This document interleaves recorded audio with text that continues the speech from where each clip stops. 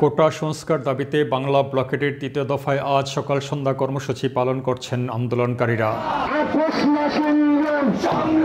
ইতিমধ্যে রাজধানীর Shahbag, science lab সহ বিভিন্ন পয়েন্টে অবস্থান নিয়েছেন তারা।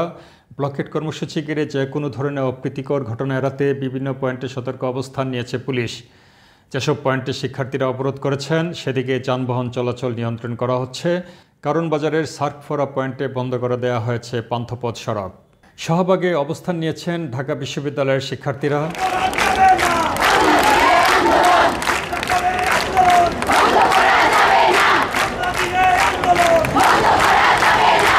সায়েন্স ল্যাবে ঢাকা কলেজের সঙ্গে রয়েছেন ইডেন কলেজের ছাত্রীরা। এই পয়েন্টের সন্নিহিত সড়কগুলোতে আটকা পড়েছে যানবাহন। এদিকে ব্লকেট ঘিরে রাজধানীর আগারগাঁও, বিজয়সরণী, ফার্মগেট, কারণবাজার সহ বিভিন্ন সড়কে কমে গেছে যানবাহন চলাচল।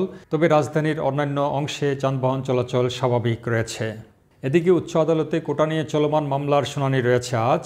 সেখান থেকে একটা ইতিবাচক সংবাদ আসবে বলে আশা করছেন আন্দোলনকারীরা।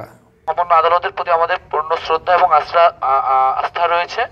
আদালতে যেহেতু বিষয়টি গড়িয়েছে, আদালতে আইনি প্রক্রিয়ায় সেটি আইনিভাবে গড়বে, কিন্তু কোর্টটা যেহেতু একটি আন্দোলনের প্রেক্ষিতে এই ডিসিশনটি হয়েছিল এবং আমরা মনে করছি নির্বাহী বিভাগ এবং বা সরকারের এখানে হস্তক্ষেপের সুযোগ রয়েছে।